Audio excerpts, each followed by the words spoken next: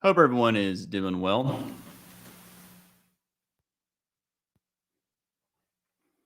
Let me just check one thing on the audio settings. There it is. For some reason, there's a auto adjuster for the volume or the gain, and that typically it just makes the gain go crazy every time I start talking, but it's good now. So what a day. And I really want to, before I even talk about the day, this is a great opportunity to talk about expectations of a day. And I'm acting like this is the day. Obviously, the day's over here. And what's interesting about these days is, even you never expect and you never know at the time if a bull trend day is going to be this strong. It just never looks that way. And what is important to remember is you do not have to capture the entire move. Go back to, I'm a really big proponent into listening to, really think about the things Al says. And he's got many, many different pieces of material. And what I always go back to is the trading room. He would always talk about how you do not have to capture the entire move. What you have to do is something reasonable, something that is acceptable. Does the math make sense? That's the number one thing he's worried about. It's really easy to look at this day and you think, oh, if I buy above 4 and put my stop below 4 and tight channel, I hold through 17 and 18. And if I just exit at the end of the day, I'll make a fortune. And sure, that's true. But if we go back on the past 100 days and take that same strategy, you're not going to have a fun time trading. The reality is these are low probability events. And it's fun to look at the day. It's fun to, buy and just hold all the way up. But what's most important is to work on doing something reasonable. You do not have to be perfect. And I say that because, I'm amazed at this. And let's talk about the daily chart. It's always fascinating when the market gaps up and just breaks through everything. And there's no surprise to it, but you can see we tested the May 22nd high right here. And actually what I'm going to do, give me 1 second, and I am going to adjust one thing really quick.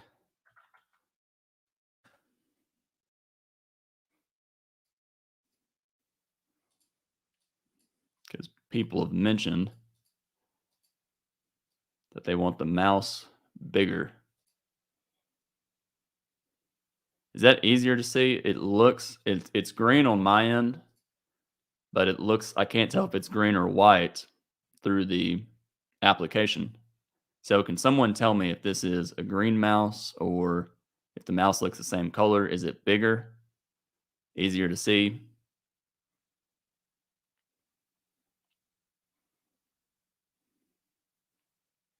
Okay, perfect. So then give me just 2 more seconds.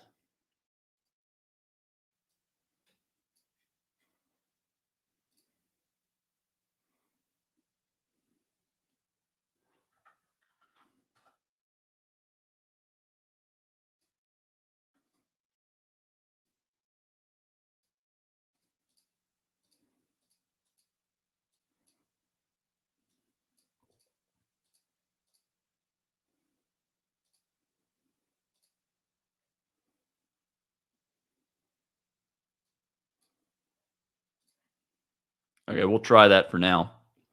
And it's really big on my screen, but that's okay. We'll figure it out later. Anyways, it's really fascinating. We sold off over 2 days, so yesterday and Wednesday, and we tested down to March 22nd, this high. And what's really important to remember is we did not close the gap. We went below it, but that's it. Imagine if you're a bear and you sold March 22nd and you sell it, you don't have a chance to get out, break out, and follow through. You're going to be really disappointed. And then maybe you get out break even here. So, in other words, bears sell, scale in. They try and get out break even right here. Let me just check one thing. And it continues higher. And then it gives them an opportunity to exit at break even back at their first entry. Everybody took it and bought. The other thing to remember is we've been in a bull trend since March 13th. So it's a really tight channel. It's easy to see on a weekly chart,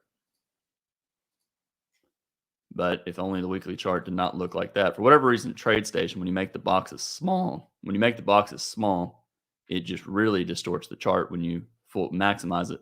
You can see it's a type bull channel and it sold off and everybody bought. So this is really impressive for the bulls. And it does one of two things that I think is pretty interesting. I said in the blog post that I thought we would get a second leg down. I thought that Wednesday and Thursday was reasonable enough to get a second leg. And because of that, if it's reasonable enough to get a second leg, that means that there should be sellers above.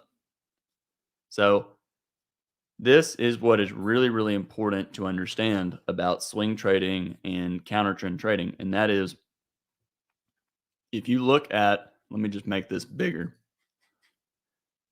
If this bar and this bar, in other words, Wednesday and Thursday, should get a second leg down, and there should be sellers above. Imagine if you're a bear and you sold the open of today. You were thinking, yeah, it's a gap up, but we should get a second leg down. And so the bears will probably win for a day or two. What are you thinking today? Well, you're in a lot of trouble if you were short and you didn't get out. It's possible that the market sells off and lets these traders out. But when I see this, if I sold above this bar and I scaled in higher, I am feeling a lot of pain. It's really similar. I want to try and drive it back to 5-minute charts because obviously that's the main focus.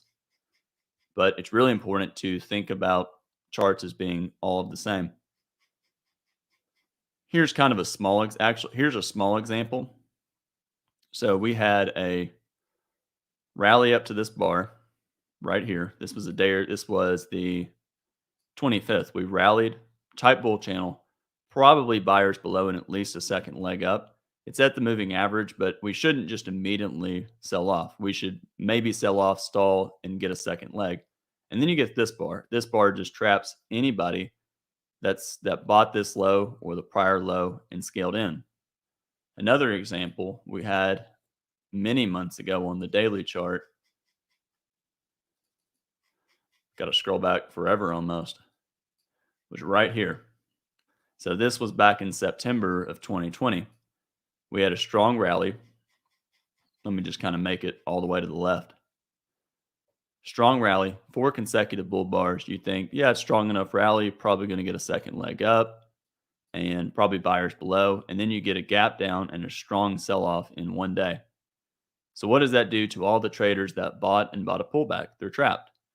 And because of that, you know that those bulls who bought here, maybe they bought the open, maybe they bought on the gap, betting that we would at least go sideways to up.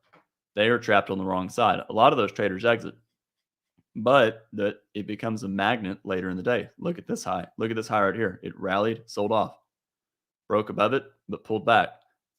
So with today, I think that this high is going to be a magnet. We will probably get back to it. We did that,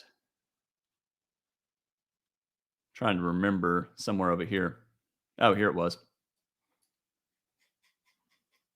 Same thing here. I'm trying not to go too fast. So, and I just lost where I was looking at. Oh, here it was. So look to the far left, and you can see we had a big bear bar and a follow through bar. It's a strong enough surprise, and this was back on January the 18th, 2023, and January the 19th, 2023. It's a strong enough breakout follow through. We should get at least a small second leg down. And then you see this big bull bar. Well, what if you sold the high of this bar? You're trapped. Some bears will be very quick to exit and they'll look to sell higher. Other bears, they just exit. So some exit immediately as it goes up, others wait and scale in. But the point I'm making is it becomes support.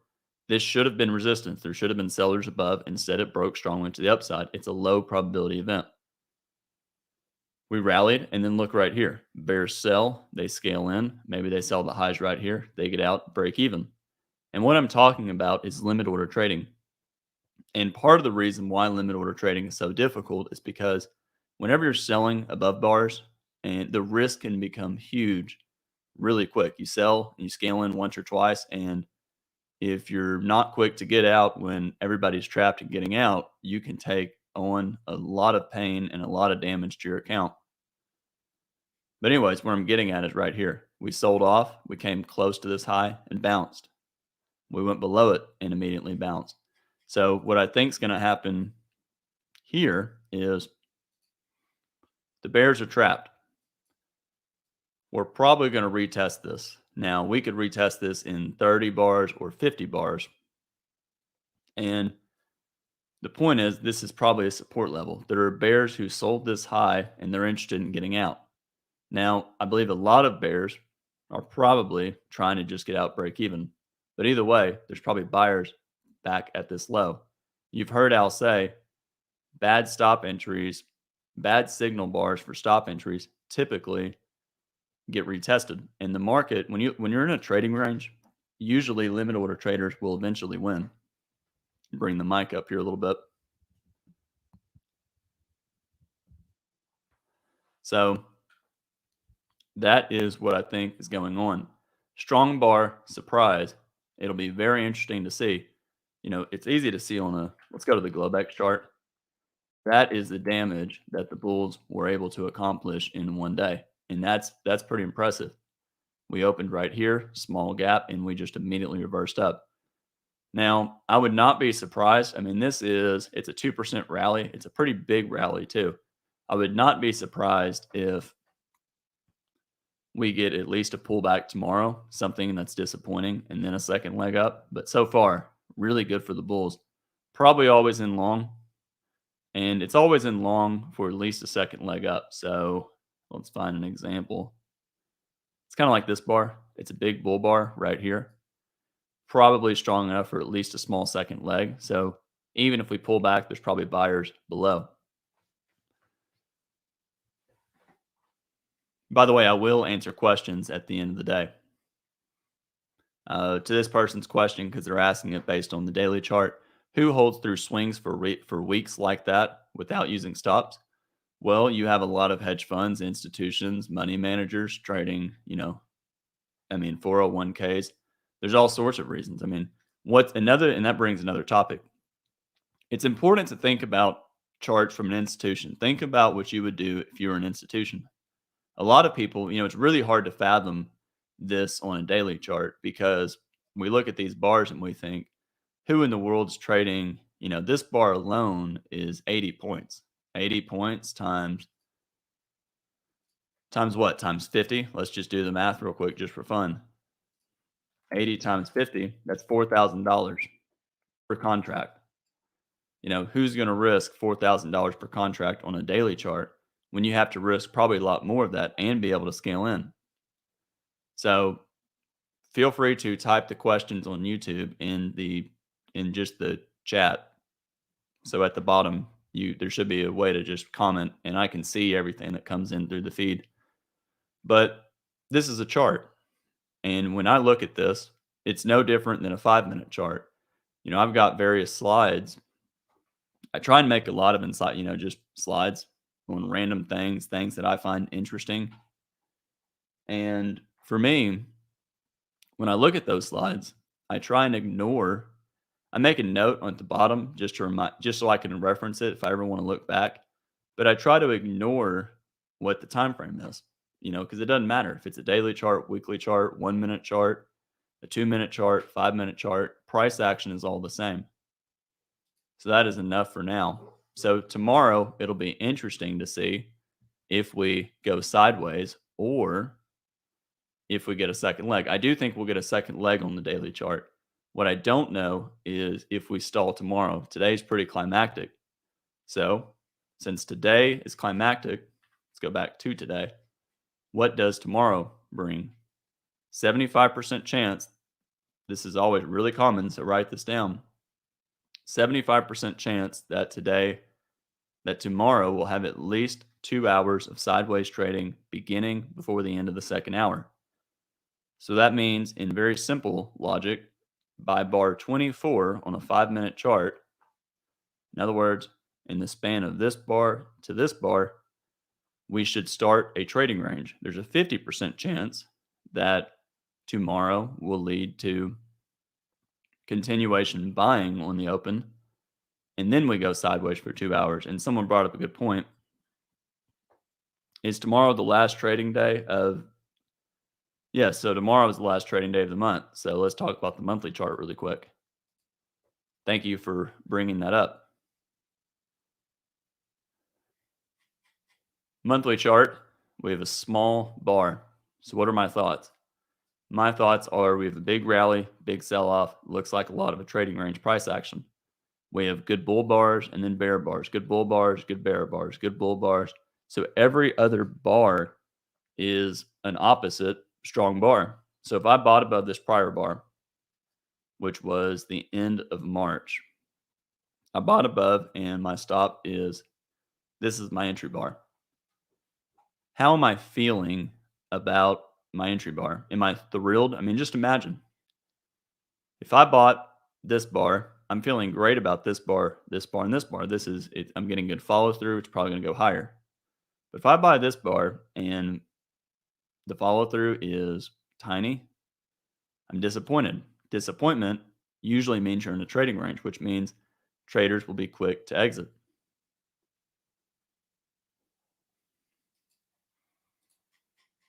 So that is what I think about the monthly chart. I think sideways is most likely. Trying to get this thing to go back to, there it is.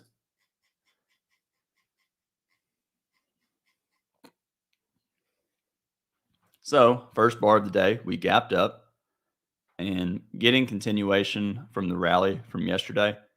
And the gap's impressive. I mean, we're rallying, testing back into this area right here, which is where bulls started to get trapped. We had a rally on the prior day, and 34, 35, 36, 37 started trapping bulls into bad longs. Bad longs because the market sold off. Let me get a sip of water real quick, just 1 second.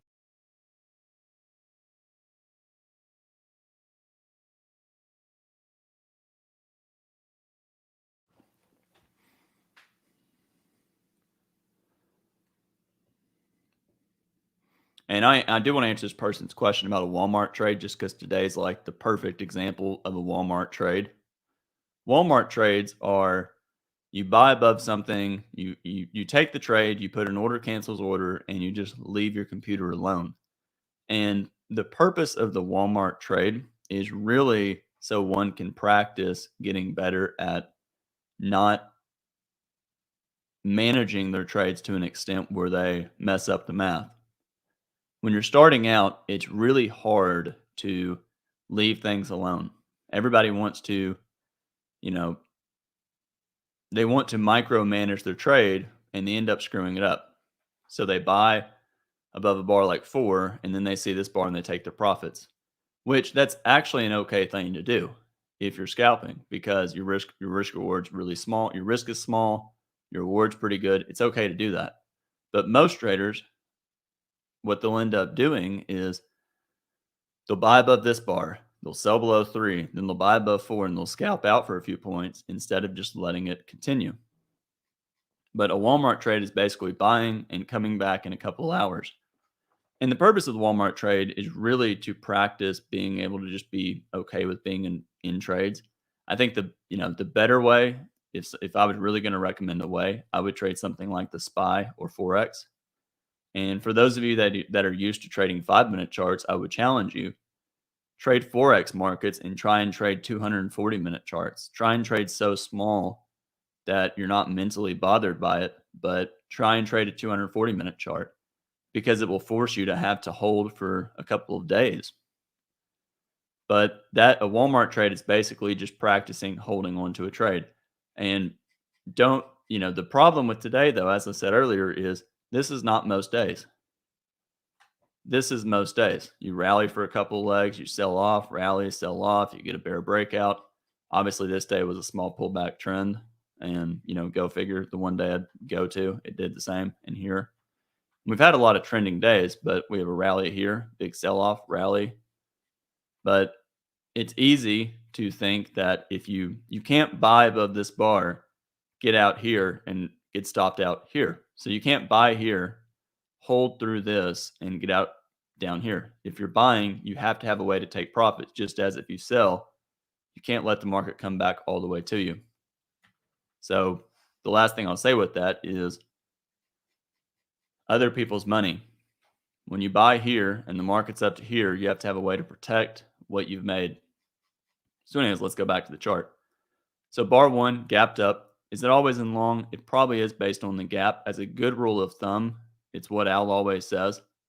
In general, better to wait for consecutive trend bars with at least one closing on their high. Ideally, both of them closing above their midpoints. At least one or two decent sized trend bars before saying it's always in long, always in short. Bar 1 is follow through from the gap. So that means that the market gapped up from 81 to 1. It went up based on the gap. And bar 1 is a bull bar. So the market's accepting the gap. Whenever you get a decent sized gap up or down, the odds are that you're going to get a second leg in the direction of the gap. So let me see. I think this will let me do it. Let me see. It's $INX. I want to pull up the cash index on a 5-minute chart. Oh, well, it didn't do for whatever reason, I was thinking it would be a bigger gap, but oh well. Either way, pretend this gap, it's a breakout. Remember back to the video course of Al's. Breakouts are gaps. Gaps are breakouts. And with that said, speaking of the video course, if you're watching these videos regularly, my expectation is that you're watching the video course as well. It's great to listen to me, but the reality is I'm not saying anything that Al hasn't said in the video course. And if you're choosing between watching me on these videos versus watching me during these live webinars versus watching the video course, you're better off watching the video course. My hope is these are a supplement, an additive, and that they provide value. But the reality is the video course is the first most important thing. And anyways, more on that later. So follow through on bar 1 and 2. Reasonable to buy the close, yes, but far away from the moving average. If you've been in the trading room for any point in time and you've listened to Al, you know what Al always says when you get a big gap up and the moving average is all the way down here. He always says, we're probably going to go sideways and get to the moving average. And then bar 3, outside down. Bar 3, what happened? Bears sold above 1. They look at 1 and they say, yeah, 1's a good bull bar, but it's got a tail.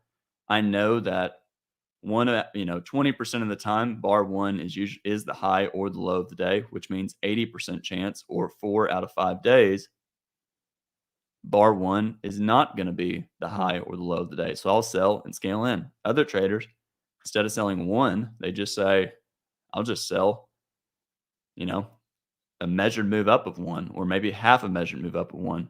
So why would they do that? Well, if I'm a bull and I know bar one's probably not the low of the day, I might buy, but I'm probably going to scalp out because I know we're probably going to go sideways on the open. That's why I try and be a little redundant on the blogs and say, wait for, 6 to 12 bars. In other words, on the open, don't be in a rush. And let me get one more sip of water here.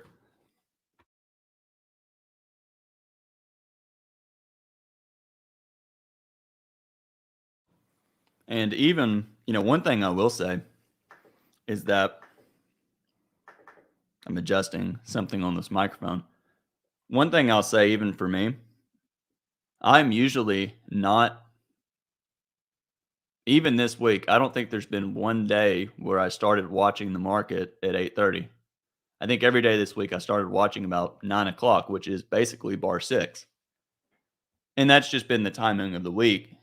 I'm usually watching the market a lot. I'm always kind of looking at things. But anyways, you don't have to be at the market as soon as it opens. It's just kind of a fallacy.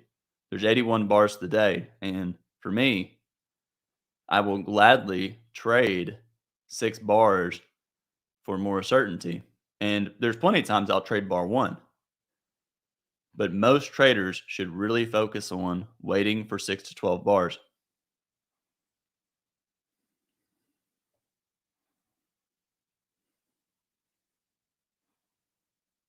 Give me just 1 second here.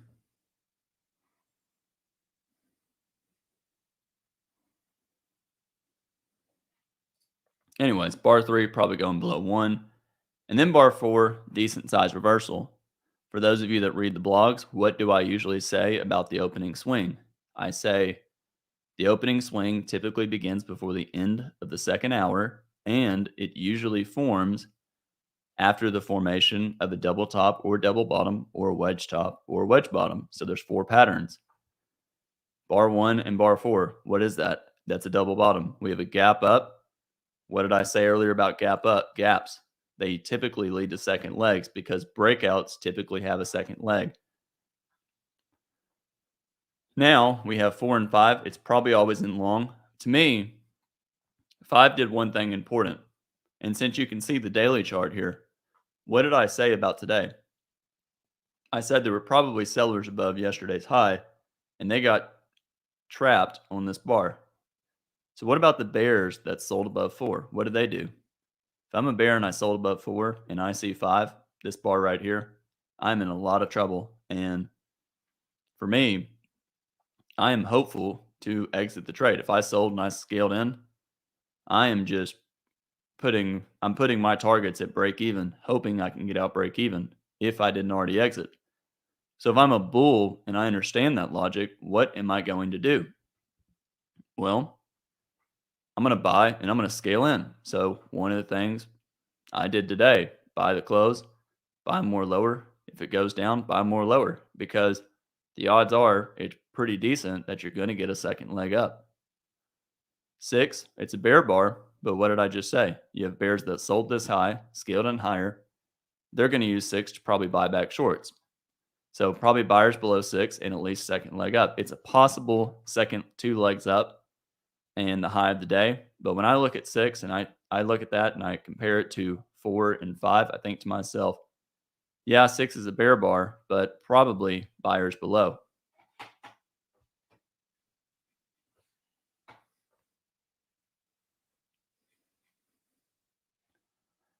And then 7, some bulls bought the close at 5, disappointed 6, getting out at the original close on 7. But to me, like I said, 4 and 5, strong enough for a second leg. So probably going to go at least a little bit higher. And then 8, it's always hard to keep track of which bar is which. 8 is an inside bar, possible final flag, but tight channel. We have a gap. So one of the things I'm always looking for in the open is I'm always kind of trying to be aware of tight channels, small pullback trends, because for me, I like to scalp. I like to trade with limit orders. I like to fade breakouts. I do not mind selling above bars, buying below bull bars, selling the highs of bars, scaling in. I like that trading, and I like it because that is most of the time. But the one thing I'm always looking for in the open is we had a gap up and a rally. The bears, they're getting selling pressure, but they're not getting consecutive bars. And then they have this box. This box is an open gap. Close of this bar, maybe the open of this bar to the close up here. So to me, I'm always thinking we have a gap. Always have to wonder about a small pullback trend. And then 9, a very strong bar. It's a possible wedge top, 1, 6, and whoops, 1, 6, one of these bars. Of course, as I do this live stream, I can't operate TradeStation correctly. Here, here, and here. So we were getting a bull breakout of a channel with an open gap. Always have to be thinking small pullback trend. Maybe we're going higher. Now 9 is a possible exhaustion bar. It's a climactic bar. We're in a tight enough channel, probably buyers below and at least going a little bit higher. But when you look at 9, to me, 9's a climax bar. And what do I'm curious in the comments. Let's play a game here. What does Al say typically happens after a climax bar? What typically happens?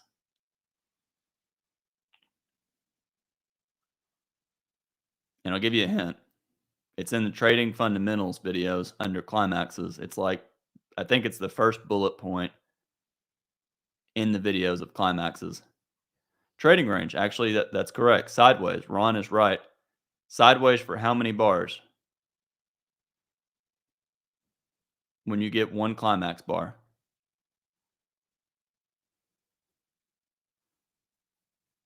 It's typically somewhere around 1 to 3 bars. Maybe it's 5. It's not a lot of bars, but the point is traders will look at 9, they'll see it rally, and because of this bar, they'll start to take profits and the market will pull back. That's one of the reasons why you see a lot of rallies on the open or sell-offs on the open reverse. So let's find some examples. Here's a good one. So we have 2 big bear bars. We have a bear bar here, follow through. And for those of you that have the data for the Emini, this is April the 12th. So if you want to make a note of this, we had a big bar and another big bar. So actually, oh well, I'll keep it off for now. We have a big bar here and another big bar here. Those are climactic bars. Then we rallied for several bars, and then we get another big bar and another big bar, and then we go sideways, and then we get another big bar and a sell-off. So whenever you get a sell-off that looks like this, or the opposite, a rally that looks like, this, but bull bars, it's typically not going to last all day. And the reason for that is it's too much energy. If something moves too far too fast, even something like this bar right here, it's good, but it limits the downside. So for me and a lot of traders, when they see a bar like this, that's, 20, almost 20 points, when it's 17 points tall, a lot of traders, they'll sell it, but they'll scalp out. Why would they scalp out? Because they know there's going to be a deeper pullback. It's not orderly. Orderly looks like this. Let me just, for fun, you can't see my screen, but I've got a slide here that I want to present. And by the way, I've said it before, but I really challenge people to take the time and build charts. It's it's really a great way to learn. So here is exactly what it sounds. Very strong buy the close rally. And this is April the 28th of 22. So we're going sideways, decent buying pressure here. But what do you notice about this green box? Every breakout bar is pretty much the same. It's a bull bar. It's another big bull bar. They're about the size of average bars. There's nothing that's too extreme. The last bar in the rally is a little bit bigger than the other bars. Uh, to the person asking about the bar counter, unfortunately, somebody gave that to me and I was asked not to share it, but there's a lot of bar counters and people have on the Discord, or even if you just go to the Brooks Trading Course website and ask in the forums, there's a lot of people that will be more than happy to help you get a bar counter. What do I mean by building charts to learn? Simple, it forces you to think. I'll give you an example. For those of you that had the video course, it's in the bonus videos, and Al talks about the routine. And I'm actually going to take a second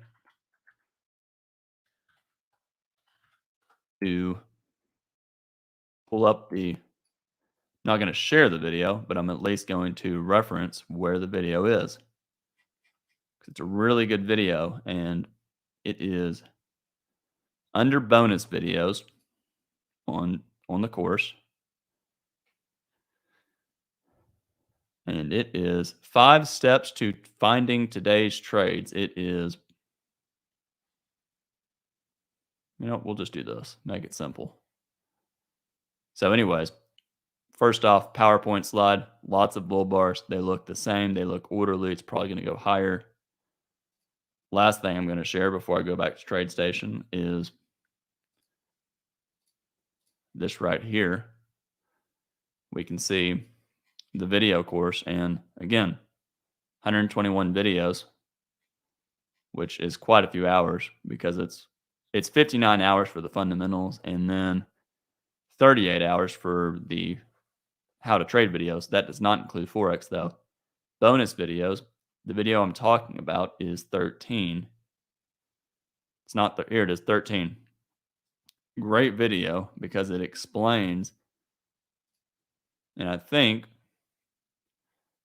it's got all of basically what Al does for a routine, but it's also got a link for the PowerPoint objects. So if you looked at my PowerPoint and you noticed all the icons on it, it's just from that video link. But anyways, let me go back to TradeStation. BTC is Brooks Trading Course. It is. It's Bitcoin as well, but typically when people say BTC here, they're referring to Brooks Trading Course. So the point I'm getting at is it's a big bar. It's probably going to lead to profit taking. So to me, when I see this kind of a rally, I'm always worried that it's going to be some kind of exhaustive move. That's why on the blog, I mentioned, and again, I mentioned it, but this is everything that Al talks about. So it's all in there. 60% of the time when you get a trend from the open, it leads to sideways trading because it's usually climactic behavior. Most moves are not sustainable. For something to be sustainable, it can't be too obvious that it's going one way. Remember, the market is always trying to be very efficient with what it's doing. What that means is it's trying to make the bid-ask spread really small. That's also discussed in the video course. And it's like the first couple videos in the video course. But anyways, if something's too obvious, it will be neutralized and brought back to neutrality, which is 50-50. So we're pulling back. I would get out of shorts. If I bought anywhere, I would probably take profits on 9 or get out below 10. And no, I'm not Al's son to answer that question. But anyways, I'd get out below 10 and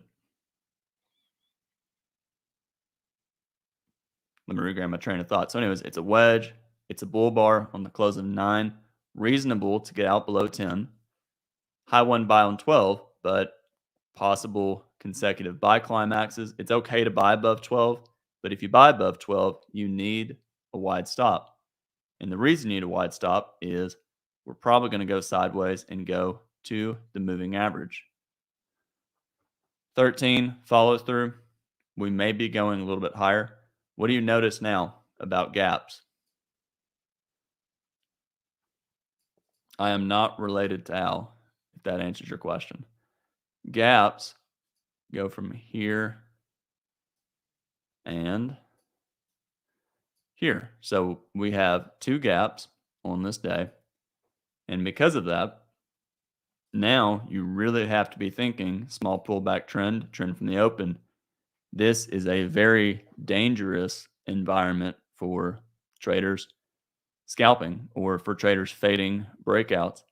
To me, in situations like this, I'm a little bit stubborn. I want the market to get to the moving average because I know on the open that most days reach the moving average, and a lot of times, more often than not, I'll find myself kind of, pouting in a chair, crossing my fingers or crossing my arms until we get to the moving average, and that's okay. So for me, you can buy. It's a buy above 12, stop below 9, or below 12. You can buy above 13, stop below 12, betting that we continue higher. And worst, it's a low probability trade. You're buying, stop below here, betting on higher prices.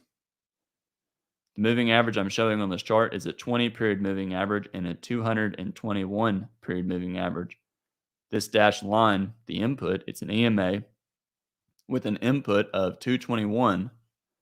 You can see the information right there. And it just references the 60-minute moving average. 221 is close enough to the 60-minute. 3 consecutive bull bars, 12, 13, 14. It might be by the close, probably going higher, but I don't know. If I am buying here, I'm definitely scaling in lower. So for me, the problem I have with buying up here is if you put a stop below 12, you're probably exiting where traders are going to buy more because most rallies become trading ranges, not opposite trends. And I want to show this on a 15-minute chart as well. Where is today? Let me do this. And by the way, I use this chart in the trading room and to keep up with stuff, but I'm not trading with all of this. I really just trade with a 5-minute chart and then a matrix. But I do want to show this right here. Remember what I talked about yesterday, markets are fractal. So when you look at a market, you see this rally up to bar, pretty much what, let's see here. This is 10:15. Here's 10:15. So on a 15-minute chart, this whole rally looks like this right here. So there's buyers below scaling in lower. So my point over here is traders will buy and scale in. So you're either buying and buying more lower, or you're just trying to buy more lower. 15, big enough surprise, went down enough that it may go down at least a second leg. We had a wedge here, here, and here, this red line. So expect 2 legs down. It's possible to sell off to 12 is the first leg, and the sell off to 17 is the second leg. Fractal means that there's symmetry. I don't know. I can't think of what the exact. There's a mathematical definition, and if you really want to get deep in the woods, just Google fractal and trading, and you'll get a lot of information about it. But the point is, markets have symmetry. So this is an example. Smaller patterns make up larger patterns, and I think they say it's like a snowflake is fractal because there's the smaller pieces of the snowflake are identical to the larger pieces of the snowflake. So smaller patterns on a 1-minute chart are the same as the patterns on the 5-minute chart. 17 and 18 consecutive bear bars. Is it always in short? Probably not. And it's consecutive bear bars, yes, but we have not touched the moving average in 18 bars, tight channel up to 15. So it's more likely a second leg trap. And there's probably buyers below scaling in lower, which means probably going to go sideways here. 19 is an inside bar. It's a low one short, And I've mentioned this in a couple of videos that we've done here on the live streams, but low ones typically are bad sells below the bar unless it's a strong breakout that's a leg one. What does leg one mean? Leg one is usually leg one's a spike. All breakouts are spikes, but most, if you think of the market cycle, you have a breakout, which is typically leg one. You have a pullback, which is the start of leg two, and leg two is a channel. So it's very common to get 1, 2, 3 pushes, and then the market goes sideways. That's why you see a lot of wedge bottoms and wedge tops, and wedge bottoms. When you get a low one short in a trading range, there's typically buyers below. Because of 17 and 18, it's a strong enough breakout that it may get a second leg. It's kind of like what I was talking about on the daily chart before today. I thought we may get a small second leg down. This is a pretty strong trend, and trends typically form trading ranges and not bear trends when they reverse. So that means that the market is probably going to go more sideways.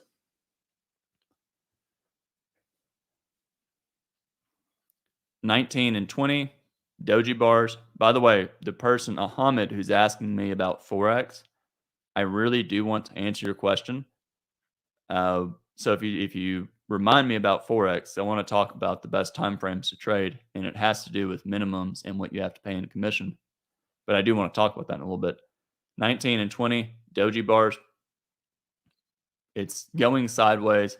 It's possible 20 is the second leg down. I mentioned that 17 and 18 would probably get a second leg down, and 20 maybe that second leg. Testing the moving average, so there's probably buyers down here. And then 21, another push down, but we have a tail on 20, tail on 21. Bulls are trying to break below the moving average, and they're failing.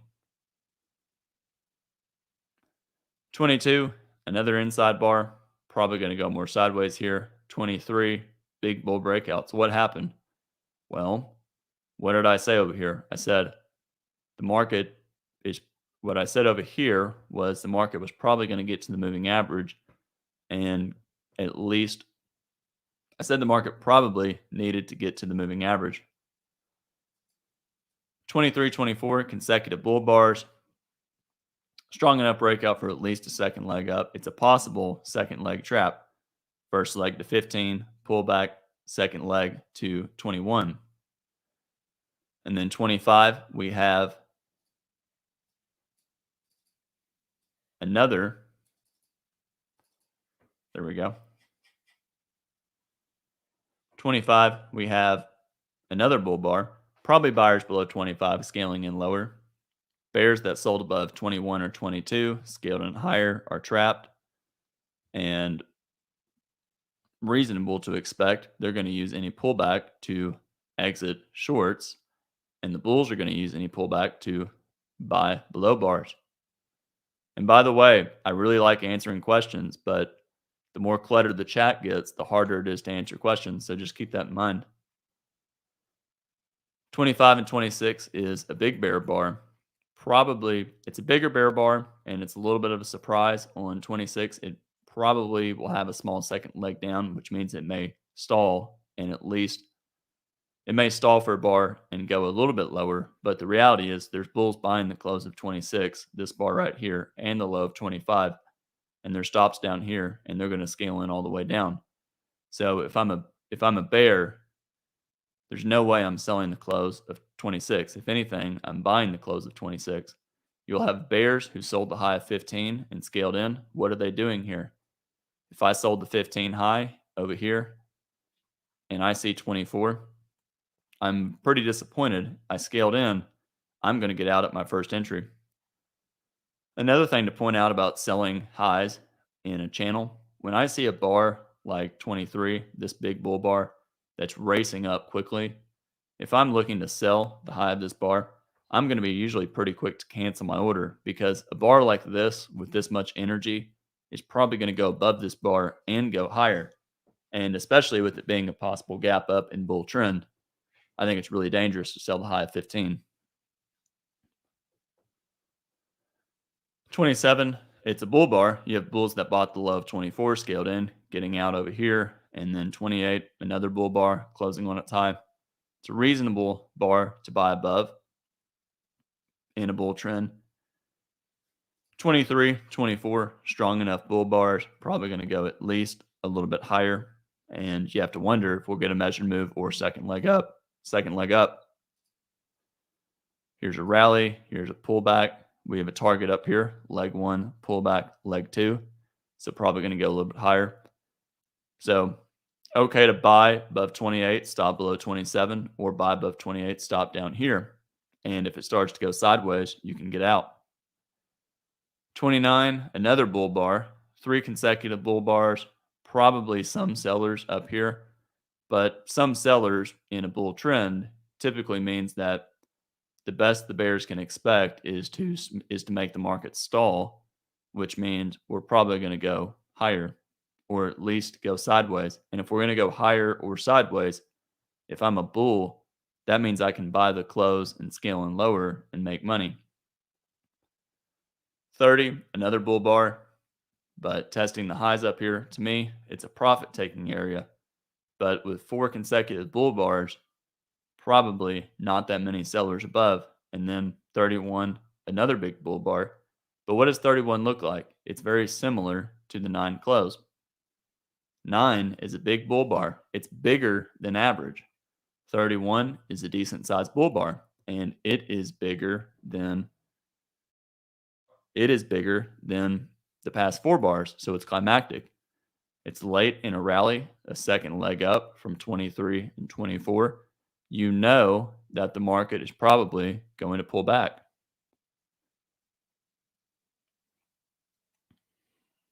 '22, 23, an inside bar.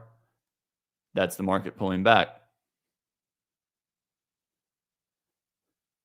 25 is a bull bar closing on its high, but at this point, for me, when I'm long, I'm taking profits up here.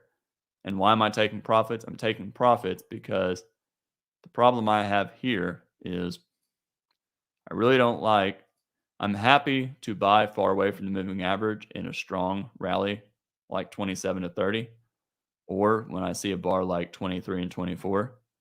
But if I'm buying and the moving average is all the way down here and we're going sideways, I want to be pretty quick to exit, because my problem with that is it's much more difficult it's probably going to pull back.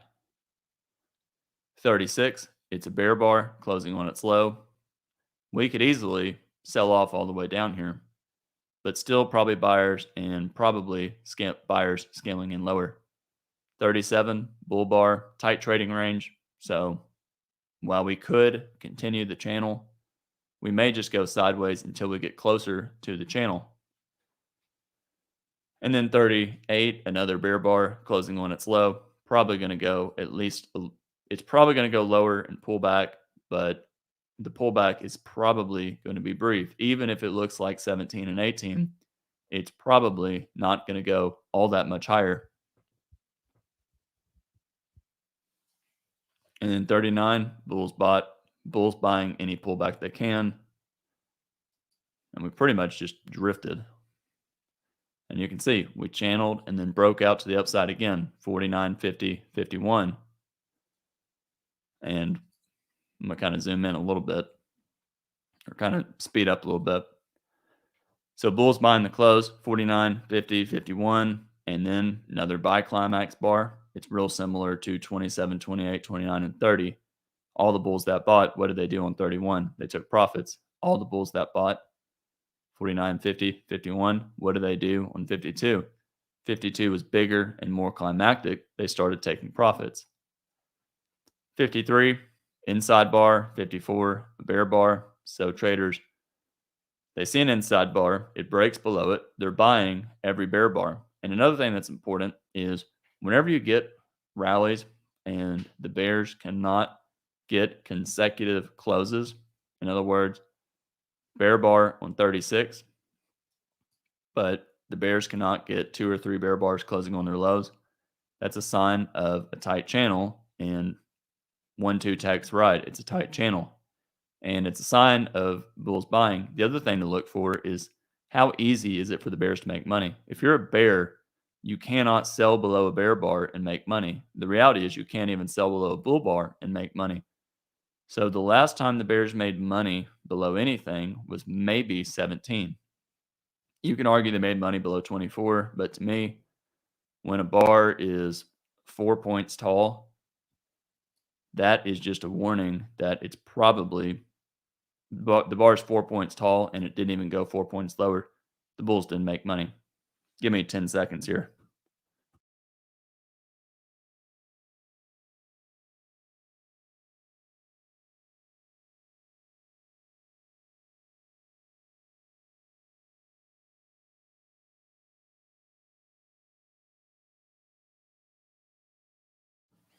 Okay, I'm good. So another possible final flag, but we broke to the upside on 58. 58 is a little bit of a surprise, and it's probably going to go at least a little bit higher. So reasonable to buy above 58, betting on a second leg up. 60, and by the way, whenever you get a bar like 58 that's climactic and probably exhaustive, 60% chance you get at least a small second leg. Therefore, if you're looking to sell, which I think it's kind of dangerous, if you're looking to sell, you have to be prepared at least a small second leg. And it's dangerous to be selling when the channel up is this tight. And then inside bar 63, still bulls buying, but we know at some point we're going to get to the moving average. And you can see we got a breakout. It reset the count. So this is leg one. It's a spike. We rallied on 60 and 61. It's a second leg. Then we rallied up to 67, and it's a third leg. And this is what I was talking about. We get a bear bar and then a deep pullback, but bulls bought it. And then we pretty much went sideways to the moving average and rallied quickly at the end of the day. By the way, it's easier. I'm not going to be able to answer every question that gets asked in here. It's easier to answer a lot, if not all, the questions in the trading room, just because not everyone asks questions all at once, and it's easier to follow the chat. The other thing about YouTube is the problem here is there's a lot of conversations that get kind of merged into one place.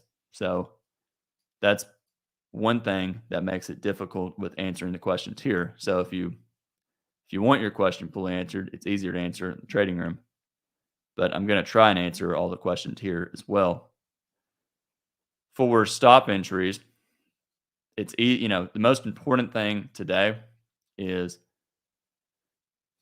let me just talk about stop entries first. Double bottom, I thought buying above 4 was reasonable.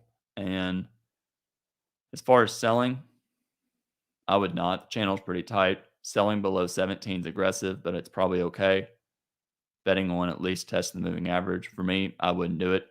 What about buying above 21? You can, but you probably need a wide stop. Better to look to buy above a bull bar like 23. Okay to buy above 28. Okay to buy above probably any of these bull bars if you can use the wide stop. And then maybe buy above 48, kind of breaking out above a bull channel. How can you join the trading room? You go to, let's just do this.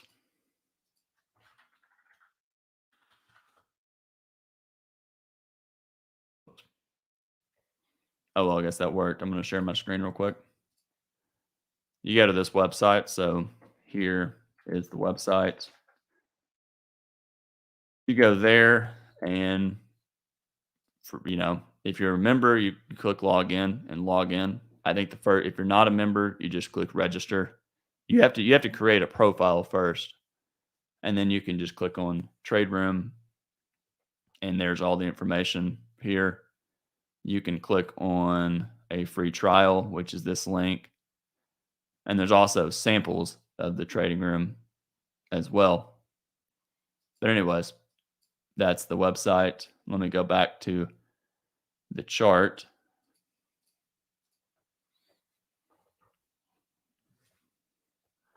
Anyways, reasonable buy above 23, okay to buy above 28. You can buy above any of these bull bars. 48 is probably okay if you can use a wide stop. And, if you're betting on the trend continuing, you can buy above any bull bar using a wide stop. On days like today, the market never became always in short. Therefore, you can pretty much buy anywhere and scale in lower, and you're probably going to make money. For me, when the market is holding above the moving average for 10 bars, 12 bars, 15 bars, and I start to become leery of fading. That's my problem with the euro right now on the daily chart. I mentioned, if you've been paying attention to the blogs, the first thing I mentioned was over here. We were channeling. I said that it was a climactic bar late in a rally, which was February the 1st. We sold off, but I said type bull channel. It's probably going to form a trading range, and we probably have to get back to this high close, which we did here. But then I said it's possible this rally was a second leg trap, leg one, pullback, leg two. And I mentioned that April the 13th was also going to be a target and that the market was probably going to have to reach the April 13th high, and it turned down. But my problem here is we're getting a lot of bear bars, which is good. It's good selling pressure. But look at the moving average. It's above all of these bars, and the bears cannot get one close below an average price. That's a problem. And until the bears can start to get more bars below the moving average, traders are going to buy. So the same thing on this chart is when the market is 20 bars below the moving average, when the market's 20 bars above the moving average or 15 bars above the moving average, especially when you get a gap up, it's usually better to wait to buy. And also, when you get a big gap, usually the market goes sideways. 25% chance the day in general, when you get a gap, will be a trend day. And the odds favor, if there's going to be a strong trend day, it's usually in the direction of the gap, lower probability that the gap reverses. So let's take a look at some more questions. Let me just start from the top. All right, let's see here.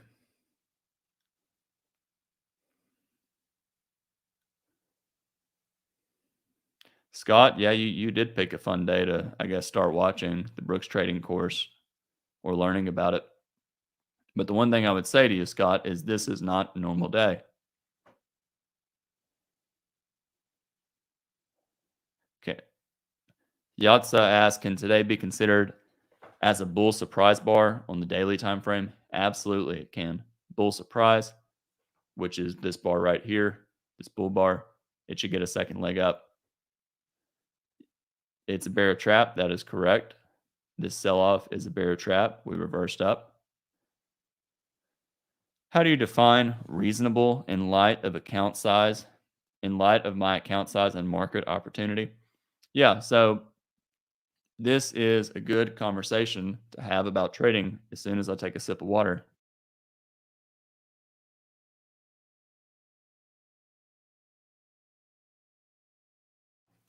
Everybody wants to view trading in terms of them.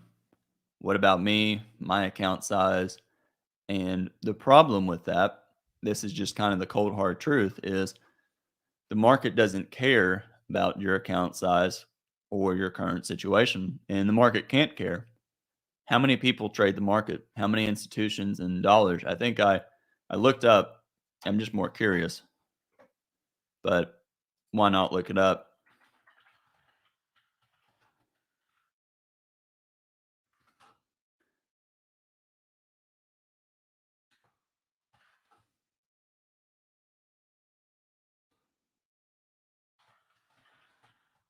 One second.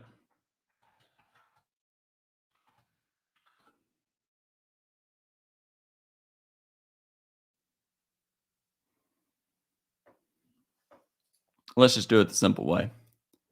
So the ES had an average of, let's just say, 3.8 million contracts traded today. And that number's not going to be completely accurate, but it's close enough. Got that just from TradeStation. So 3.8 million contracts. Better yet, let's just do this.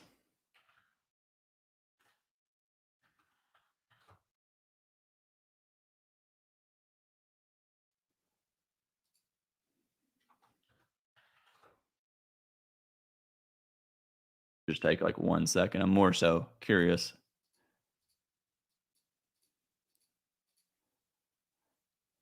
All right, so we're going to use the CME data just because 3.8 seems to be kind of a lot of contracts.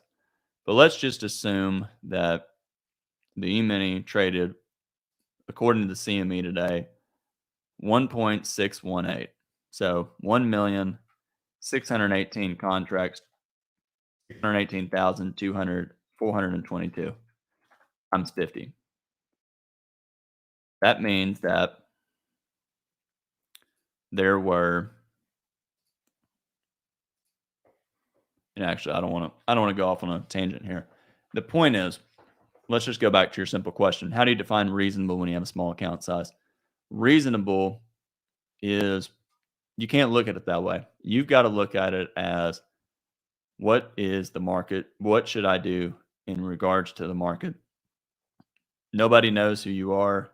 Nobody knows who I am. Hedge funds, banks, financial institutions, they control the market. We don't. And that's why I say you have to think like an institution, and you have to, nobody cares about your circumstances. And that's just, it's just the honest truth. And it's not that we in this group don't care about your circumstances. Everybody here is probably a good person. The reality is, though, we can't drive the market. Institutions drive the market. And if institutions are buying, the only thing I can do is buy. If institutions are using wide stops and scaling in, I've got to use wide stops and scaling in. I think one of the most fatal flaws of trading is looking at a chart and saying, oh, well, I don't scale in, or I don't counter trend trade, therefore I'm going to ignore it. That's like saying, oh, well, this is noise, it's not relevant. And if you've watched the video course, you know Al's viewpoint on noise, because everything matters. Every tick matters. And just because you can't see it or understand it does not mean that it doesn't matter. So for me, the first thing I would do, if I had the ability, I would trade the SPY and trade really small, 1 share, 5 shares, trade small, so small that you'll never blow up your account, and you can trade real dollars, and you can trade any style you want. Next thing I would do is trade Forex. Someone asked me a question about Forex anyway, so I'm going to go and answer it. What's the best time frame to trade Forex? Well, the best time frame, there's a couple of variables that go into what's the best time frame. The first one is, can you keep up with the time frame? Is it too slow? Is it too fast? The next is, what is the cost of the trade? If you're paying 10% commission after everything is said and done, in other words, if it's costing you 10% of what you're making, that's too much. So most people, when they're trading Forex, should not trade a 5-minute chart. And the reason is, you look at this and it looks easy. Strong rally, buy the close, scale in. But the problem is, this 5-minute chart, this close is 66.17. This pullback is 66.10. This means this pullback was 7 pips. Most traders, the minimum for most traders in Forex is not 10 pips. I think it's closer to 15 pips or 20 pips. So when I'm trading Forex, I look at maybe 30-minute charts, 60-minute charts. Then when I see 3 consecutive bear bars, put a stop up here and hold for a measured move, maybe take part off. The great thing about Forex is you can trade with $500, you can trade with $50 in your account and still place trades. I know the problem with trading a 60-minute chart is, if you sell the close here at 2,300, you take profits here at 4 a.m. That's, 4 or 5 hours. But the great thing about higher time frames is you can get practice doing the right thing. So for me, if I'm trading Forex, I would trade higher time frames. And also, you're going for more than 15 or 20 pips, which means your commission cost is going to be much, much less than 10%. But if you want to make it in the trading world, you have to think like an institution, which means you have to take your situation and put it aside. And you have to think about, a lot of traders, you see this all the time. Traders will justify risking more than they should.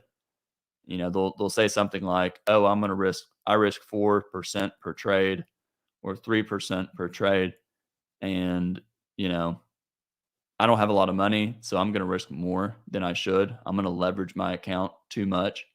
But one day when I have a lot of money, I'm not going to leverage my account, and I'll do the right thing." And that's really, I mean, for lack of words, it's dumb logic. It doesn't make any sense. And the way I look at that is, if you are not willing to take the same leverage you would with $100,000 versus what you're doing now, you're probably over leveraging yourself. I get the logic if you're trading with a really small account balance, and the reality is you have more money, you could always add to it. That's a little different. But the reality is, if you're just because you have a small account, there's no difference between having a small account and a big account in terms of risk of ruin. And that is just the reality. That's one of my problems with some of the, I think the prop firms like Apex, not Apex, but just, I can't think, there's all sorts of them. Apex, just one of the few that I know. It's not so much that they're bad. It's just that you have to understand the game of risk. If you're trading and you're risking a lot, you're going to blow up your account. But prop firms, that's for a topic on another day. I don't think they're necessarily bad, but you have to trade it the right way.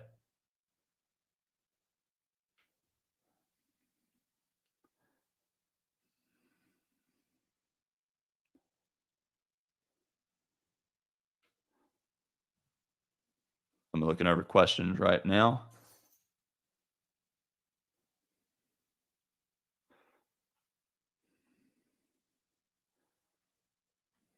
And again, there's a lot of comments today, so it makes it more difficult to find questions.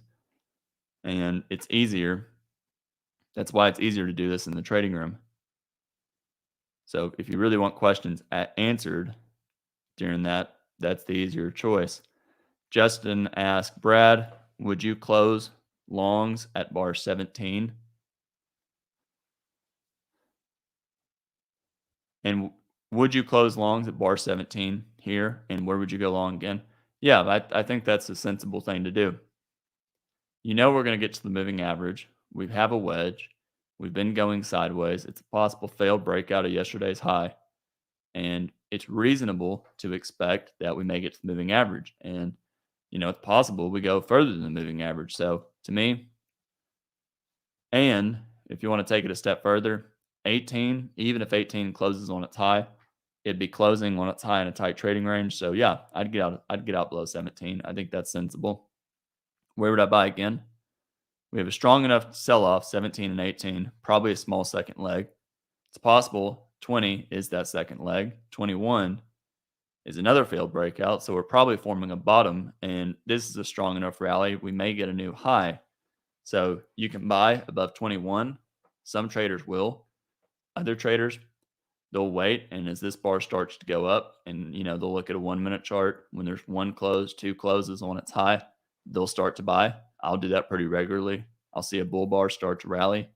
I'll flip to a 1 minute chart or a 2 minute chart, and when I see a strong close, I just hit buy the market and at least get a scalp. Other traders just buy the close anywhere down here and use a wide stop.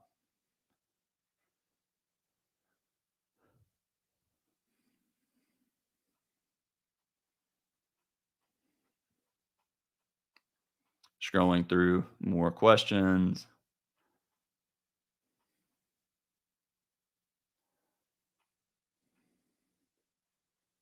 How do I build charts? Is that a software? It's just PowerPoint. And that's why I showed in the video course. I showed that video in the bonus section, 13. There's a download link. It's just PowerPoint objects.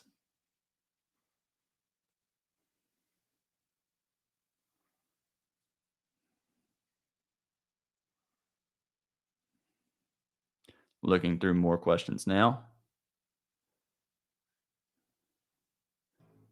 Someone asked, does having a strategy mean trading the same pattern all the time? I've tried that and it didn't work for me. Having a strategy is exactly what it sounds. It just means, you know, traders have lots of strategies. Really good traders can formulate a strategy basically whenever. So, a really good trader like Al can look at the chart and just decide what the right thing to do is. They can do it almost instantaneously. Other traders, they have specific patterns they look for, but start off, again, that's why I'd recommend looking at the trading course. That can give you a lot of information. Let me read through more questions here. Just give me 1 second.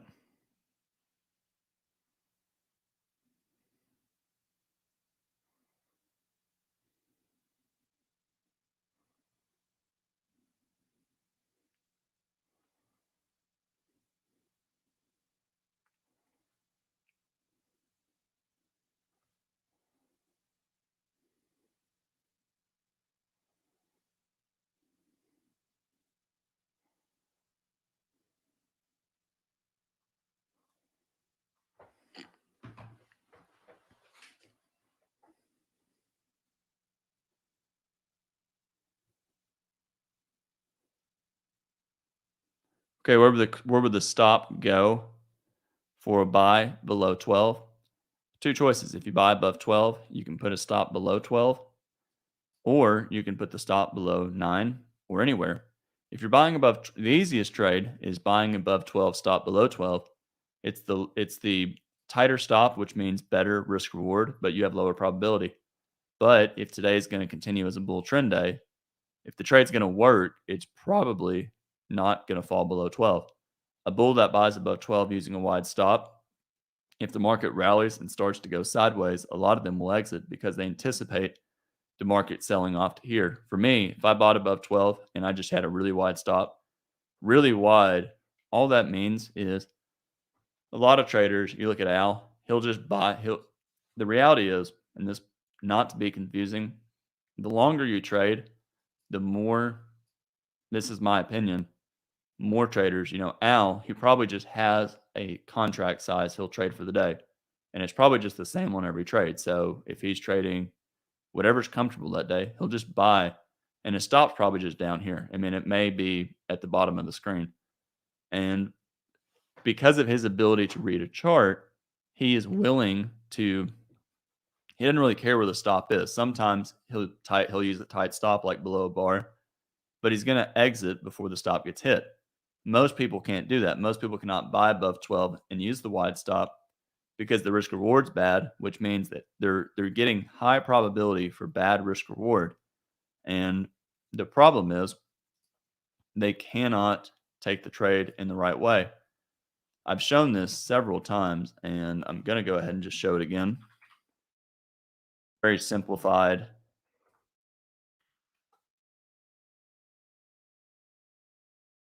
Let me see if I can get this thing to do what I would like it to do. By that, I mean my computer.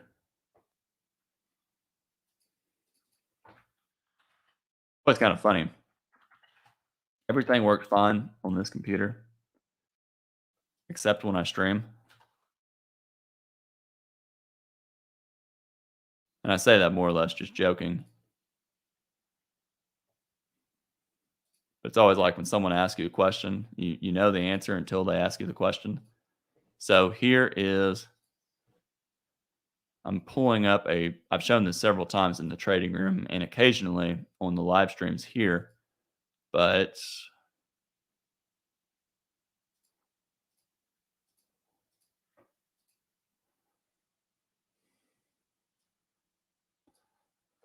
well, this might be really hard to see.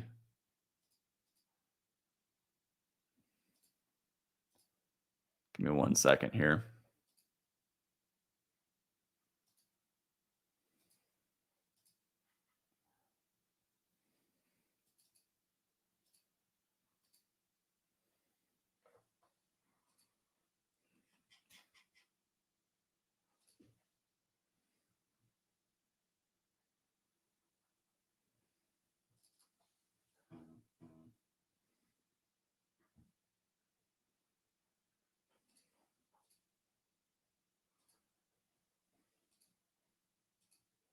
Anyways, it's not going to let me open it.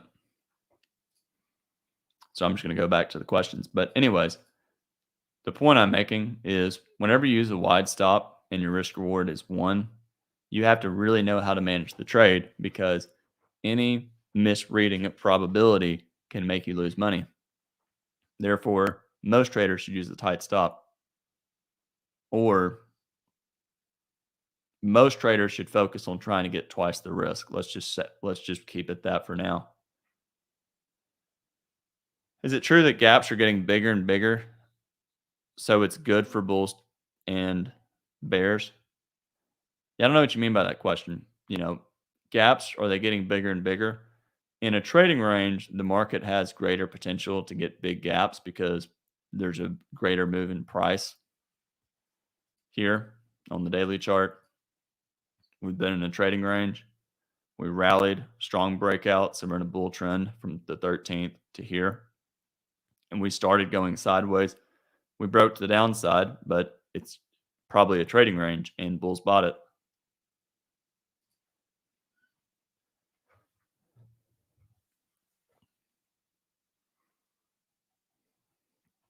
Reading through questions.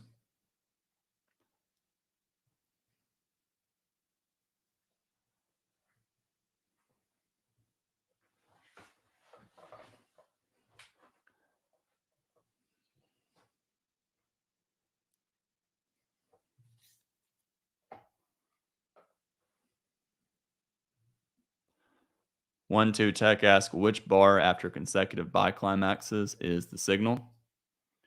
Well, in situations like that, whenever I get consecutive buy climaxes and bars like 5, I talked about that bar. Which in situations like that, I typically just buy the close, and that's what I did on 5.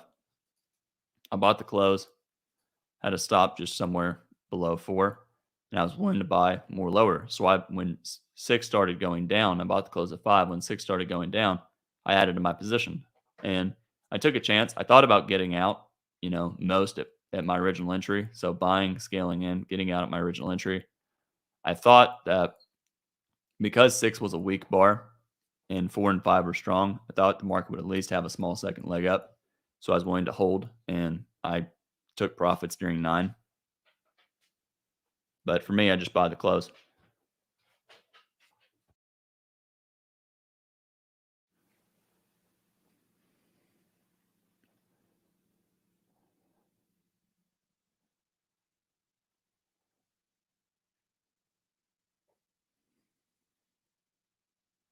Reading through questions, and let's see here.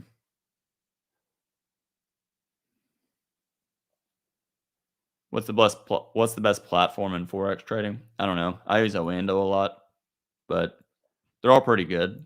I don't think. I mean, the biggest thing with the platform, I mean, if you're in the US, they're gonna have their own regulations. I can't speak for other countries because I don't know. I'm familiar with some of the US jurisdictions as far as the NFA for brokers for Forex, but I can't say the same for other countries.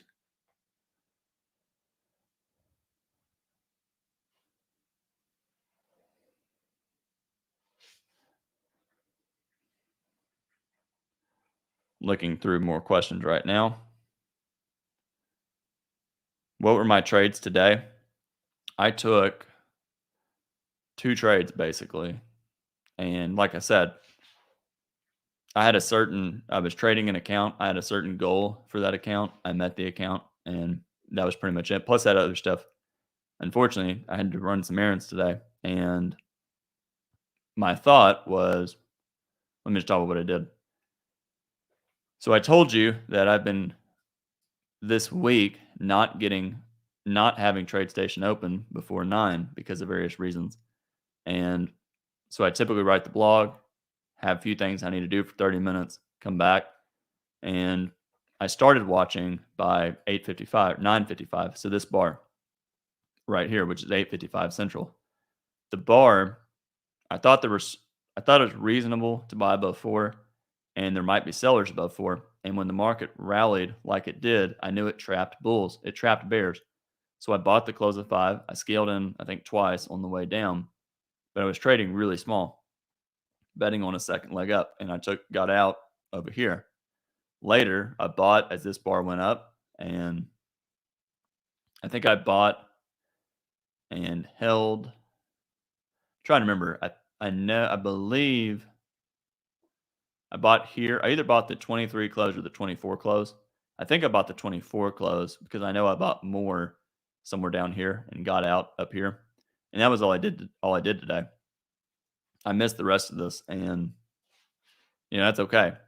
Again, the goal of trading is not there's some days I'll take a lot more trades, there's some days I'll take a lot less. The goal with trading, at least for me, is to do the right thing.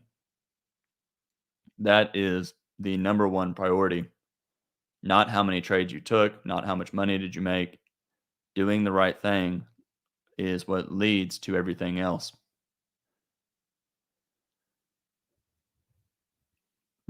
Question regarding bad signal bars getting retested and I believe. Okay, let me read the question. Regarding bad signal bars getting retested, I believe it, but I don't understand it. So what they're asking is, why do bad signal bars get retested? The answer is actually really simple. Counter trend traders. If you look at any chart, most of the time, counter trend traders make money. Why? Well, it's really easy. If you want to experiment with this, go to simulated, because I don't want someone to lose money because of this. Go to simulated and try 2 experiments. The first one is buy on a stop entry above and below every bar. So when you get a bull bar, buy above it, put your stop below the bar. When you get a bull bar, buy above it, put your stop below. When you get a bear bar, when the bear bar, sell below the bear bar, stop above. When you get a bull bar, buy above, stop below. And, same thing. Bull bar, when it triggers, buy above it. Bear bar, sell below it, stop below. Stop above. Bull bar, buy above it. And do that all the way. And on a day like today, you'll probably actually make money because of how strong it was. But on most days, you're just going to get killed. So here's a random day. Buy above this bar, put your stop below, reverse here, stop above. And then when this bar triggers, buy above or buy here, stop below, and then sell here, stop above. And you make a little bit of money there, but then you reverse here, you lose a decent amount of money here. The point is, you're going to make a lot more money if you sell above this bar, scalp out, buy below this bar or this low, scalp out, sell above this bar, scalp out. I could buy these lows, scale in, make money. What about selling this high? I could sell this high, but you'd probably reverse to long. But even if you sold here and scaled in, you made money. So an easier way to answer your question is ask yourself this very simple question. Whenever you take a trade and you move your stop to break even once it goes your way, how often do you get stopped out of the trade? And I suspect your answer would be pretty often. And the reason for that is because stop entries typically get retested in a strong trend, which means that stop entries get retested in most days, not just strong trends. So if you buy here above this bar, put your stop below, and it goes your way, and you say, oh, it's other people's money, I'm going to move my stop to break even. Well, congratulations, you got stopped out over here, and it was a dumb trade because it was a trading range day. If you sell below this bar here and it goes your way and you move your stop to break even back up here, congratulations, you lost money. You may have made money by taking most off and getting out at break even, or you could say, well, I sold here, I moved my stop to break even down here, so technically I didn't lose any money. But to me, I think that's a poor approach. Sure, it's better to break even than to lose money. I get the logic, but the reality is when you break even on a trade, you lost open profit, which means you lost money. And I think that's a really important hurdle to get over. And that is it's never someone else's money. So if it's in your account, if you're long from anywhere, that's your risk. So if you bought this bare close and now the market's up to here, your risk is from here to wherever your stop is. It's no different than buying the close up here, putting your stop down there. But anyways, I don't think this person follows up the question saying, I don't think it's covered in Al's course or books. It's absolutely covered in the course and the books. And you need to study the books and the course a little bit longer and you'll see it. And it's limit order traders fading, breakouts, and making money. So go back to the videos over scalping and swing trading and you'll learn more about it.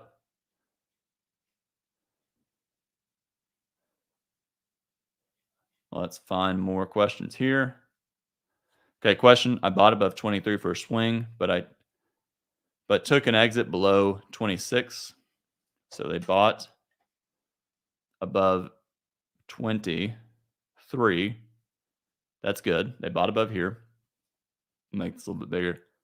So they bought here. That's good.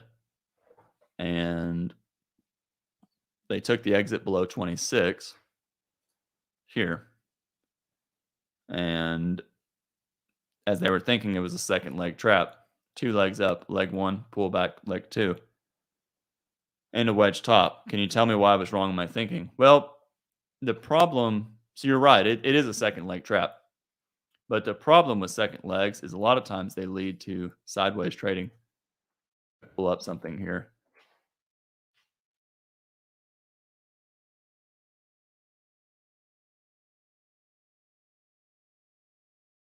Let's see.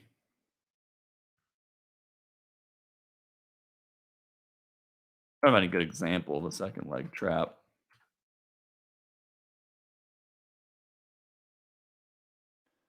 So as you know, second leg traps, it's common to get a second leg trap and for the market to there's 2 things that can happen with a second leg trap. And it's kind of the same as a sell climax or buy climax. And what that is kind of like right here. Let's use this example. So I'm going to share my screen. And here we go. So here is a trading range. We have a breakout. So I never finished this slide, but it's like 2, leg 1. So it's trading range and then bull breakout. It's possible second leg trap. And we pulled back here and we got a second leg up. Or you can say this was leg 1, this is leg 2. But the point is second leg traps typically lead to trading ranges. And even if you fall below, it usually leads to more sideways trading. This day had a lot of trading range trading. Let me go up to here. A trading range, big sell off, and then a deep pullback, but it still got a second leg down. So what's important to realize about traps is second leg traps very often, and there's tons of this in the Brooks Encyclopedia. So you can certainly go there if you want to learn more. Second leg traps are very common. And most of the time, second leg traps lead to sideways trading. So leg 1, pullback, leg 2. We tried to form a second leg trap, but this rally was so strong and the context of the day was a bull trend that the best traders could get is sideways trading. So what that means is instead of the bulls getting a strong breakout, the market just went sideways. So for me, whenever I see this kind of a breakout, you always have to be, if we were in a trading range environment, I'd be more concerned of a second leg trap. But when I see the strength of 23 and 24, I become worried that it might be a measuring gap. And also, look where you got out. You got out at the breakout point here. Same thing I talked about on the daily chart. Same thing. This is a possible second leg trap. Leg 1 is the March 22nd high. Leg 2 is either this high, April the 4th, or this high, April the 18th. But either way, let's say April the 4th. So 4/4. Say that's the second leg trap. Even if it is, second leg traps typically go sideways. Here, it tested the bottom of this leg and the breakout point here and immediately reversed up. So whenever you're exiting right at a breakout point, the 14 high, the 15 high, one of these highs, that could easily lead to a measuring gap. And you have to wonder if the market's going to go up to here. The other thing I mentioned was I said during the review today, had I been looking to sell, which I would not in this type of an environment, but had I been looking to sell after this sell off from 15 to 21, let's say I was going to sell the high of the day. For me, when I see a bar like 23 look this strong, think about what it's doing. It's reversing all the bars to the left. And if we go to a 1 minute chart at 11:20, let's go to a 1 minute chart. Which should be, it's not 11:20. I guess it is now. 11:20 to 11:25.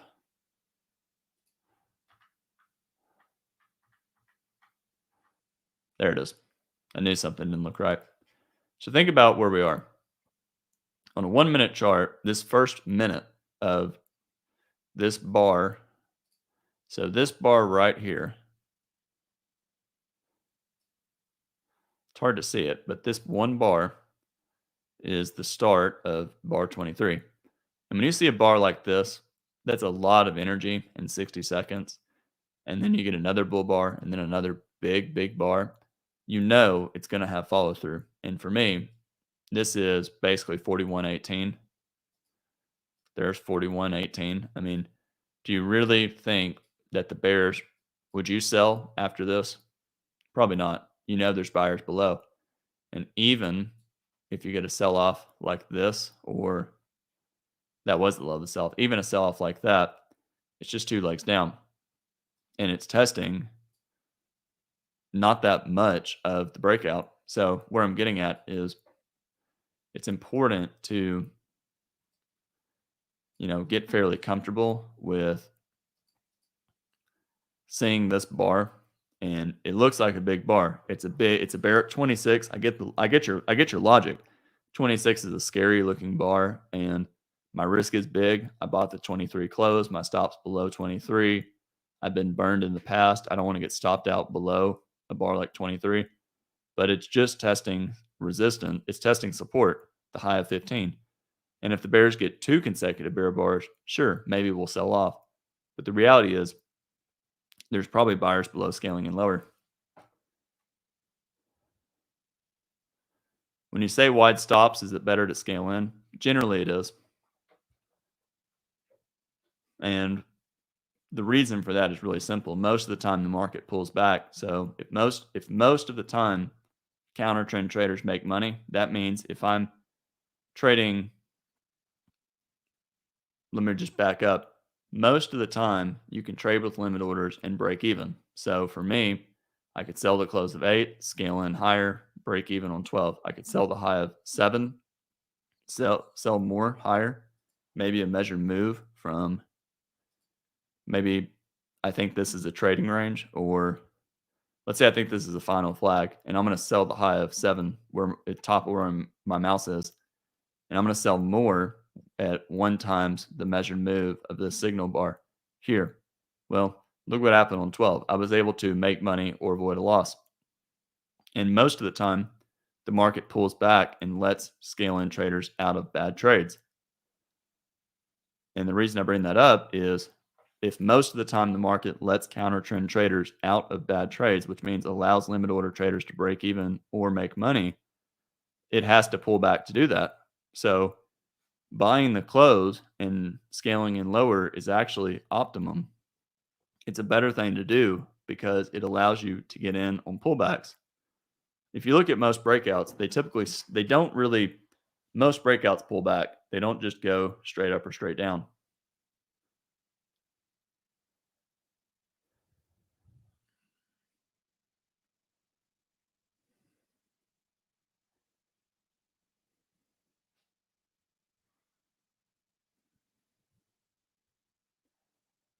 I answered the question about ideal time frames and Forex.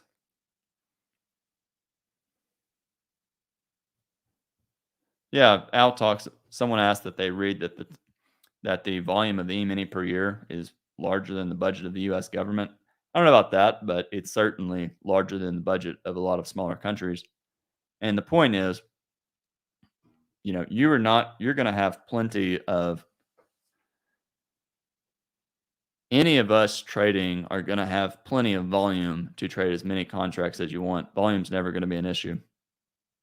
So I would not worry about that. Is price action going to be outdated one day? I doubt it, because price action is, we've all heard Al say it's genetic. It's buyers and sellers getting brought together. But if you think about it, there's a lot of rationale to price action. If you look at a lot of, and this is something I fully believe, listen to a lot of money managers or CNBC or advisors or anybody. And what you'll start to notice is a lot of people, even friends, you'll see that they'll justify buying stocks or whatever you want to call it, anything. They'll justify buying things based on fundamentals, but they're really buying based on technicals. Maybe, and technicals might be more popular in the younger generations. I think it's more accepted. People are more prone to the idea of, Robin Hood and all of the different platforms in the US. So I think, technicals are certainly more accepted today. But, what you'll notice is, and I've seen this even, people, for you all that have gone to college and studied finance, you've seen this where everything in it's got to be discussed from a fundamental standpoint and never technicals. And, you seem like an idiot if you talk about technicals. I've been to college. I studied Al while I was in college, and that whole topic's for another discussion. But I was in finance classes, and hearing what Al would say about technicals, and then listening to a teacher talk about fundamentals, and you know they would conclude that Al was completely wrong. I remember I went to a finance club meeting about something, and I don't remember, it might have been sophomore year, junior year. This would have been 2013. I'm 29, so I'm not that old, but this would have been 2013 or 2014. And I'll never forget, I was sitting in this lecture with 100 people, and there was a guest speaker for a major financial institution out of Arkansas, a very large financial institution. And he was one of like the senior traders, or he makes a lot of very big decisions. They manage billions and billions of dollars of people's money. And he told everybody in the class with a proud smirk on his face that it is impossible to day trade. It can't be done. And I thought that was really interesting, how someone who manages billions of dollars with a B can tell everybody that day trading is impossible. And you hear the same thing through teachers. And the reality is, people don't know what they don't know. So anyways, is price action going to be outdated? I highly doubt it. And because price action it could be, even if it evolves, that's one of the interesting things about computers. A computer is just going to make, if you think about it, price targets, measure move targets, just more accurate. If you go back to Jesse Livermore days and you look at, reading the tape, I guess they would call it, where, the price was just printed on a ticker sheet. Obviously, it wasn't on computers, and it was much more difficult to pinpoint exact support and resistance. But now we all have brokerage accounts. We can pull up a chart. It's very transparent. And if anything, computers are just going to make it more transparent. And if you're trading a 5-minute chart and every bar closes in 5 minutes, who cares? It's still going to be the same 5 minutes. That's why I'm a huge fan of times. I like time. I like time charts more than anything. I'm not a fan of volume charts. It's not that you can't trade them. It's just that for me, a time chart is simple. I can look at a 60-minute chart and it's always going to be a 60-minute chart. I can look at a 5-minute chart and it's always going to be a 5-minute chart. So I hope that answers your question, but I certainly do not believe it will become outdated. Do you pay attention to news when trading Forex? Not really. I trade higher time frames with Forex. Uh, I know that ideally FOMC moves can certainly move the market in Forex. So you want to, think through those. I've never used TD Ameritrade, but is it good for Forex? I don't know. I think there's a rule in the U.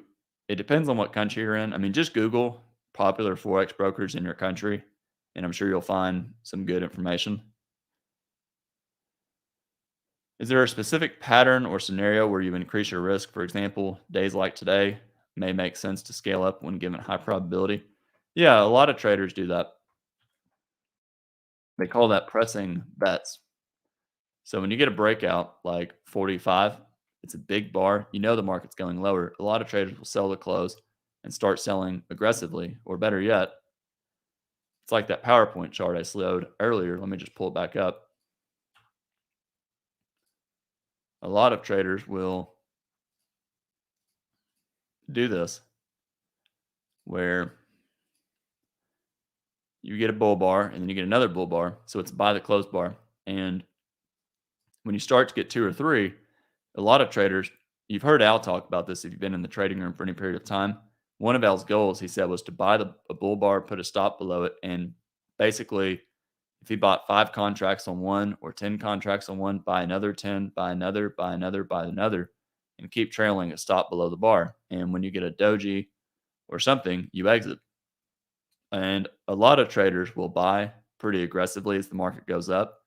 But most traders know that when you get a buy the close rally lasting 5 or 6 bars, it's usually not going to go that much higher. And they start to reduce their position. But a lot of traders, what traders do is, let me look for some good examples. A lot of when the market's in a trading range, traders use wider stops and scale in. So you see this big green bar, traders are selling aggressively on the way down. But then we get to support and we get a bull bar. Everybody starts buying back their shorts and bulls start buying. And that's what causes this. You get a buy the close rally, you get a tight channel, and then you get a tight channel, and then you get this bull buy climax bar. Everybody starts taking profits. You get above the high of the day, everybody starts selling. So I don't want to go too far off subject with that, but a lot of traders increase risk when the momentum increases, but they also don't trade too large. They trade pretty small normally. When I say increase risk, like here's a good example. Traders sell the close. They might sell more, and bet on a second leg down. But it's not like a trader's selling 1% of their, they're trading 1% of their capital, and then they risk another 2%, then another 2%. They're not risking 5% on this given trade on the 5-minute chart. They might be trading, less than 1%. A really good trader, it can trade, I think a lot of traders, the better they get, the smaller they trade, and just the more they increase the number of trades. So they might take 20 trades, risking a much smaller position size, but actually netting more than if they would risk 2% and take one trade, or 1% and take one trade. I'm just kind of throwing out numbers, but the point is, a lot of traders will, for one, they trade smaller because they build up positions and they scale out of positions. So for me, I would focus just on getting in these moves, not so much increasing risk as the move's going on, because that can be pretty dangerous.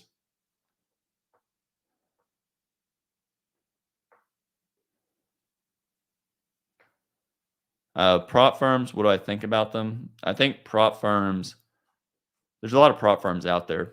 And prop firms back in the day in the US really meant that, you go to Chicago where the CME is, or you go to the New York. And if you were a really good trader and you had a track record, they would give you money to trade with, and you would keep a percentage of whatever the profit was. But the regulatory agent, the regulators have really cracked down on that. That's why you only see a lot of prop firms that deal with futures or Forex markets, and that's because it's dealt with the NFA. The problem with prop firms, I have at least, is a lot of them are out there to charge their subscription service. And I'm not trying to take a shot at prop firms. The reality is, if you think about the trading world, and if you look at a prop firm and they're offering, a lot of them do a funded account for $100 a month, or we'll give you a chance to gain a funded account, and you can you know pay the firm $100 a month, and if you meet this profit goal, we'll give you a paid account, and you don't have to pay anymore for your the trial fee. And if you mess up, you go back to having to start over. And that's good and all, but if you look a lot at the what you have to risk, the risk parameters and the target parameters, it forces a trader to try and make 10% and entices the trader to not be able to trade that large. So, in other words, I think a lot of those have the potential to entice traders to blow their account up. And if you're on a subscription service and you're constantly getting paid $99 a month, you just have to look at who's in the better interest. There are plenty of traders who use Apex, or there's a lot of Forex ones. I don't know a lot of the names who get paid by trading them, and they do well. But you have to be, my advice is, if you're going to use a prop firm like that, you have to be prepared to, I would give yourself a lot of time to do that. And for me, if I'm paying $200 a month and I'm going to give myself 5 or 6 months to trade with, then why wouldn't I just save $500 or $600 a month and just put it in a Forex account? So, anyways, I could go on a lot about that. I'm not a personal fan of them. I've also never used them, but again, that's for another conversation. I think you just have to really read what the requirements are and if it's truly in your best interest.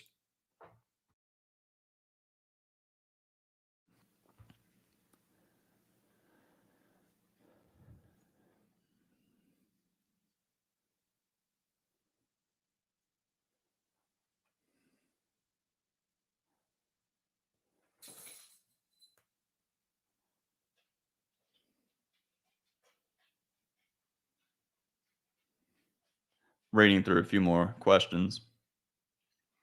Who is Brad Wolff? I guess that would be me, to Neo, who answered who I am. But hello, Neo. Let's see.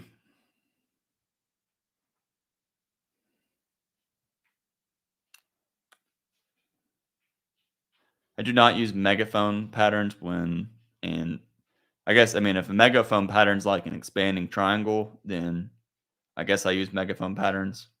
Do I use trend lines? Yes. Do I visualize a lot of trend lines? Yes. The longer you trade, I often don't have a lot of lines on my chart, but I see them. I get that here's a low, I can project it up, it's top of a channel. I know that there's measured move targets above, and there's targets, but also scalp a lot. So I'm not as interested in measuring gaps and all that.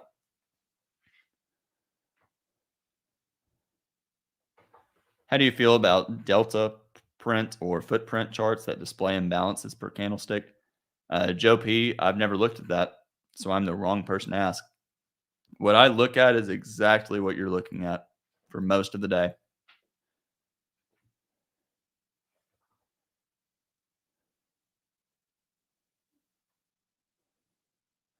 How many time frames are you looking at? I just look at one. this is the only chart. I mean, I will pay attention to the E-mini more time frames, and in part just because you know I'll look at the Globex market. I'll write the blog on the daily chart, so it's kind of fun to keep up with it. I'll look at the euro dollar on the daily chart a lot just because I write the blog for that. But for me, I'm typically just kind of focused on whatever that one time frame is that I'm looking at.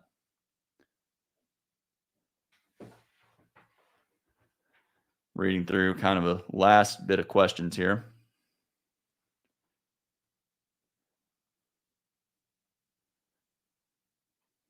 Someone asked, can somebody trade Al style with 80 contracts and get reasonable fills?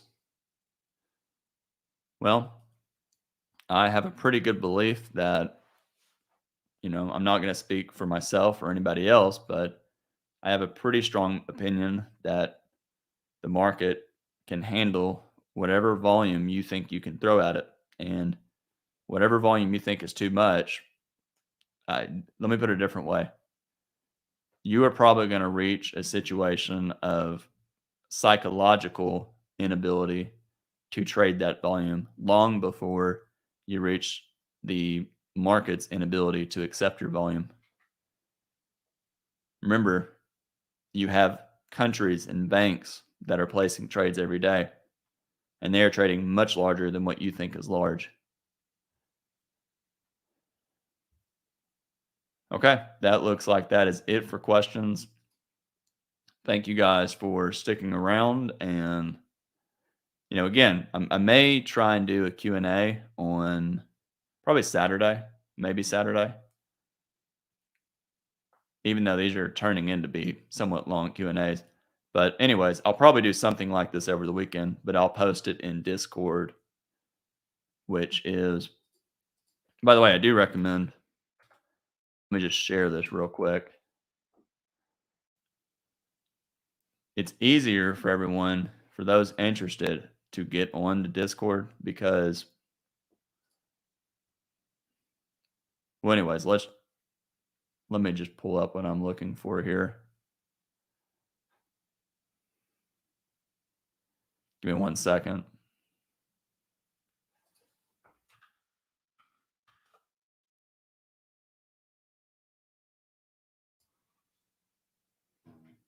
Anyways, I can't find it. It's on the Brooks Trading course. So just scroll around in the Brooks Trading course and you'll find what you're looking for. Okay, I've got to run. I hope everyone enjoyed this, and I look forward to doing more of these, and I hope they're valuable. And y'all have a good rest of the day.